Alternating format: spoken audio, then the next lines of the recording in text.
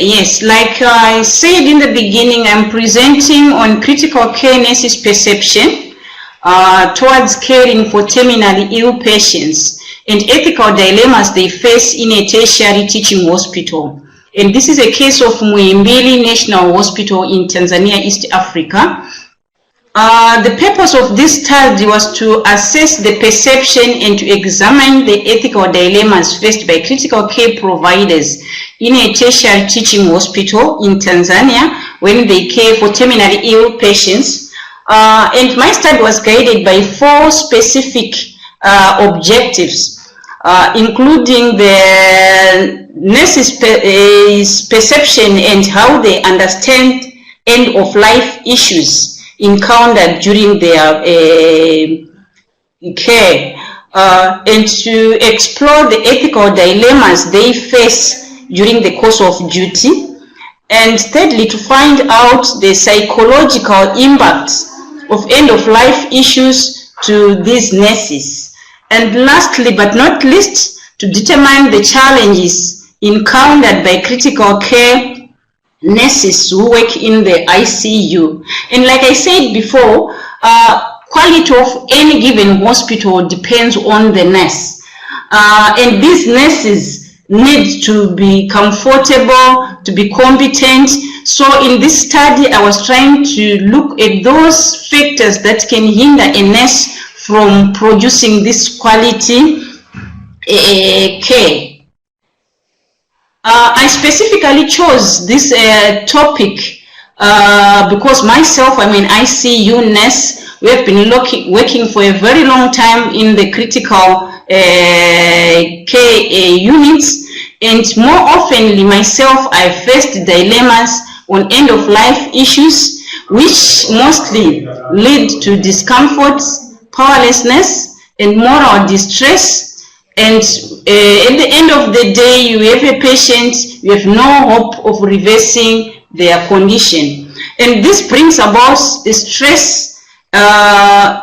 stressful conditions, and the nurses go through, ending up with burnout and failing to deliver the quality nursing care.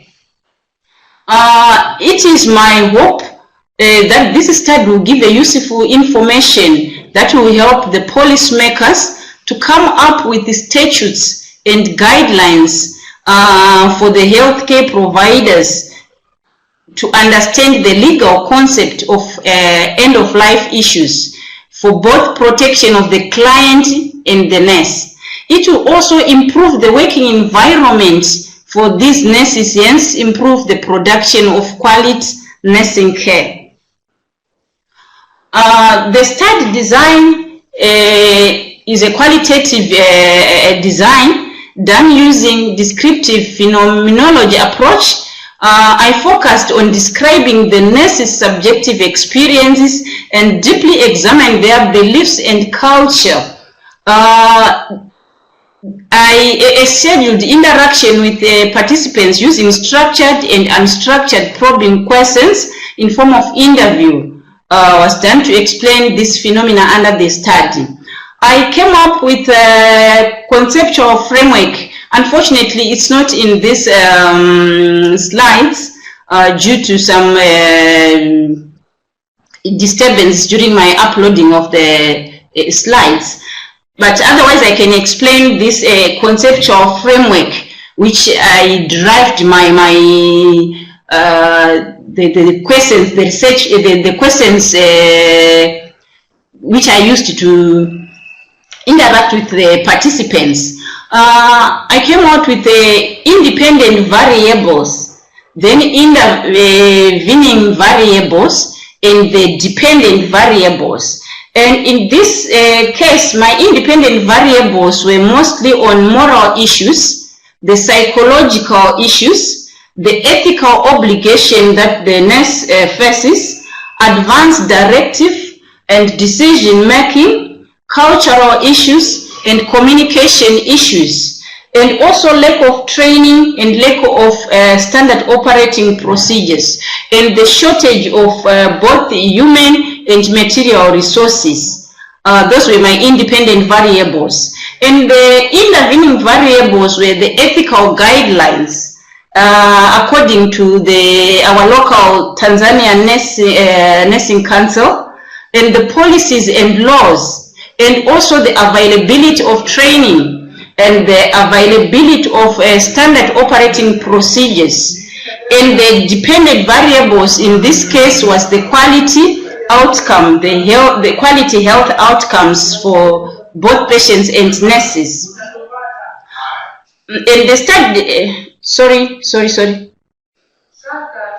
the materials and the method used, the sampling technique, I used a technique called the judgment or purposeful sampling technique to select a subgroup of nurses basing on their qualifications, expertise, and experience.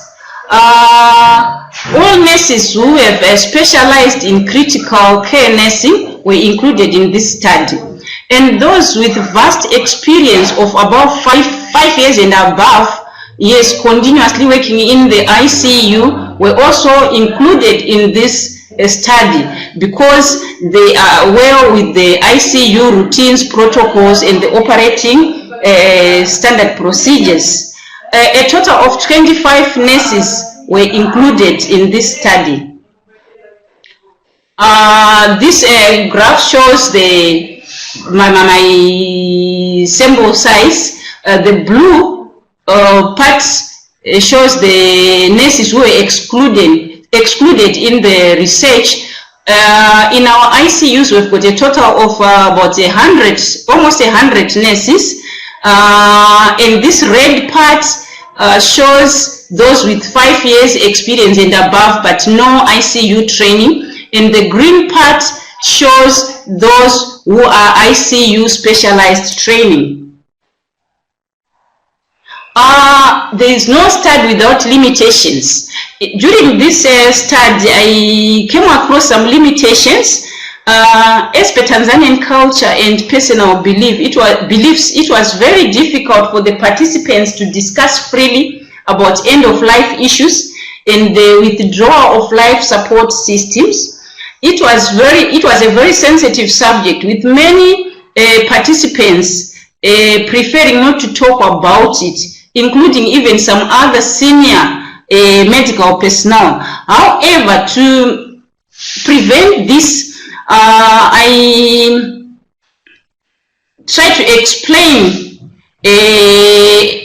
to the respondent. I gave them adequate information regarding the significance of this study and how this study would help to improve their working environment, to create a conducive environment so that at the end of the day, the nurses are stress-free, and once they are stress-free, and they can be able to deliver the quality nursing care. This demographic data shows on my respondents, the participants, a greater percentage of the participants were female. As you know, nursing is a female dominant area, and only 12% were males, and the ages range from 20 to about 50, although the majority of the nurses were between 41 and 50, which make them to be very much experienced in the nursing discipline. The work experience was from 5 years and above 21. On the results, like I said, I had these independent variables which guided me in constructing the questions for the respondents. So for the end-of-life issues, all the nurses reported and admitted that at one point they've come across end-of-life issues and echoed the same phenomena, that it causes them a lot of discomforts, moral distress, and admitted that it's a very sensitive topic.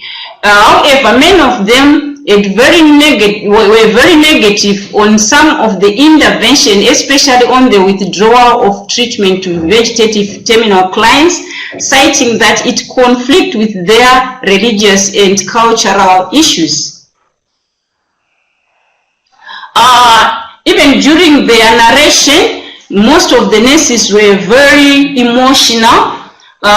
For example, one of them said, I quote, "We critically think that if the patient will not benefit from the admission, for instance, in brain death patients, you cannot change anything. The patient will obviously die at the end. So why not let this patient die peacefully?" So they advocated for a normal death to occur rather than withdrawal of treatment. And many of them echoed that it was very stressful for them, seeing patients dying and their powerlessness, they've got nothing which they can do to reverse the situation. On ethical dilemmas, many nurses cited ethical dilemmas as the worst challenge they face during practice, which leaves them with a feeling of uncertainty and moral distress.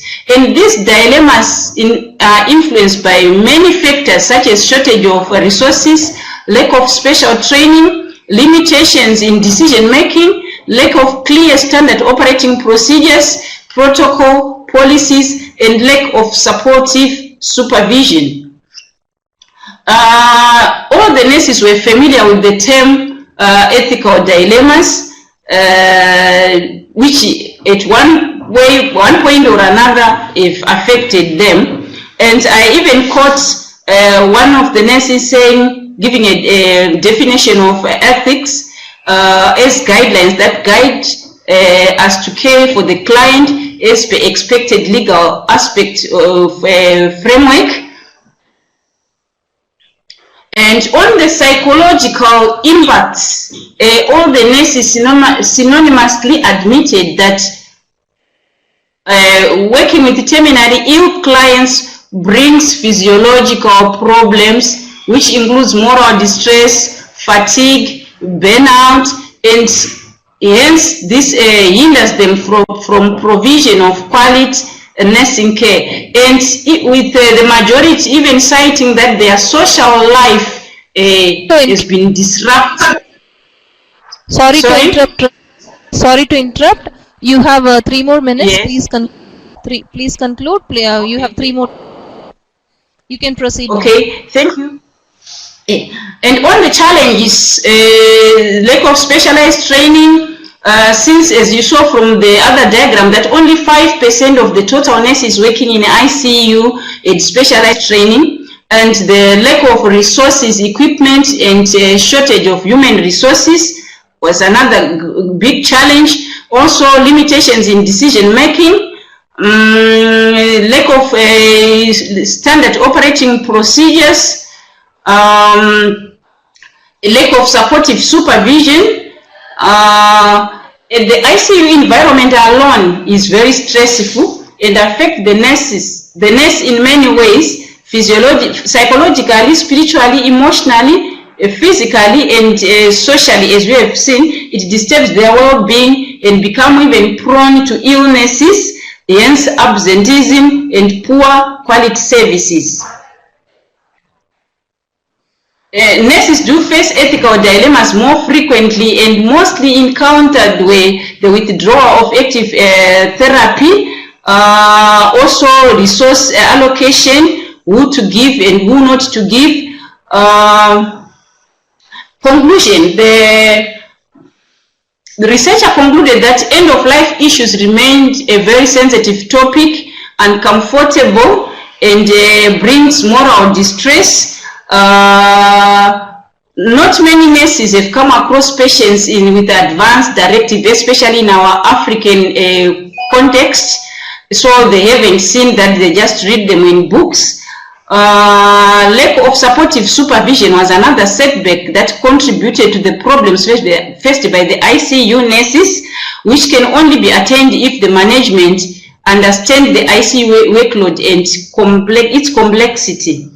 I concluded, the researcher discovered that there is no statutes in policies that deals with end-of-life issues here in Tanzania. This study, of course, this study was just carried out in one hospital and specifically on nurses. Next time, if I am to do this again, I'm sure I will include several institutions so that I can compare and construct and contrast, and also include other healthcare providers as well. My recommendations, the hospital management must come up with supportive supervision and some motivational programs to alleviate stress, such as formal training, staff development programs, seminars, and even recreational events. And also the policymakers must come up with statutes that clearly will guide the healthcare providers on end-of-life issues. And at hospital level, standard operating protocols or procedures must be formulated and adhered to. Thank you.